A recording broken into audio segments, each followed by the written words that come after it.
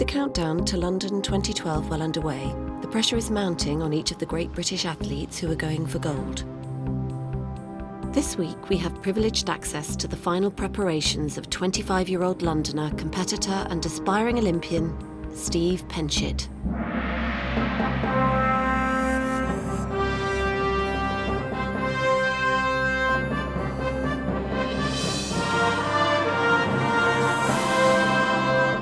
So, Steve, what advice would you give to someone taking up your sport?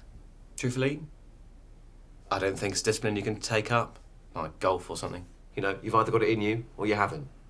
Like rhythm or herpes. Yeah, I mean, I can't remember when I started doing it, but I can't remember not doing it, you know?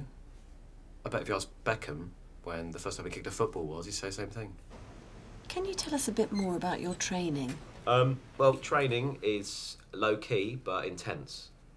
You know, my body's like an engine, or a temple, or like a temple to engines.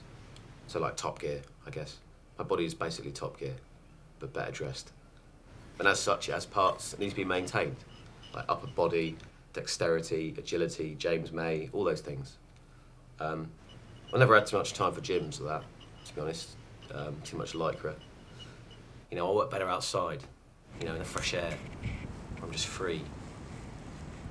Actually, that's the problem with kids today. You know, they think that, you know, to succeed, you know, all it takes is you know, spending a load of money on the best kit or the best equipment, and that's rubbish. All you actually need to succeed is talent and commitment and arms. Yeah, I mean, I've got nothing against disabled, don't get me wrong, but you literally, I mean, you've got to have arms to do this.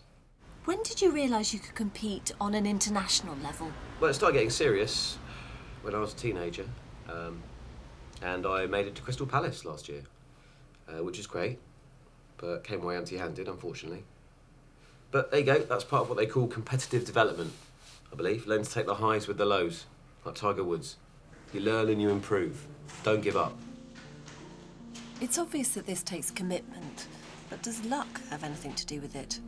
I think there's, you know, the bit that you can control, you know, how prepared you are, you know, what shape you're in. And then there's stuff that's just out of your hands. The weather, the turnout, the competition. And that's where luck comes into it. You know, just got to keep as focused as you can. What does 2012 mean to you personally? I don't fly. Yeah, I don't use planes. It just seems a bit wrong to me. So, 2012, like the Olympics here, in my own actual backyard, just feels like destiny. And what is your destiny? Well, besides going for gold, not fame, if that's what you're asking, or respect even. It's about trying to recapture something. You know, ask any of the greats, Bolt, Daly, to a lesser extent Cram.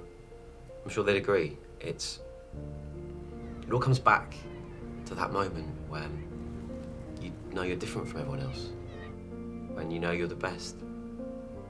It's an incredible feeling. It's like 2 Baroccas in 1 glass of water.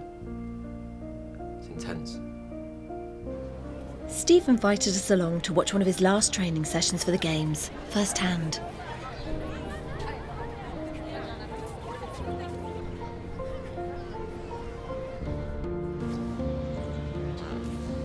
Go ahead.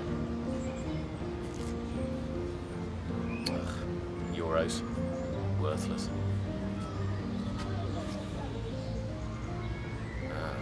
There you go.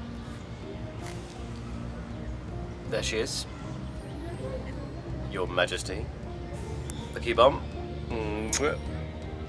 Love her. Look at that. Look at that little face. She's happy to see me as I'm to see her. Look at that.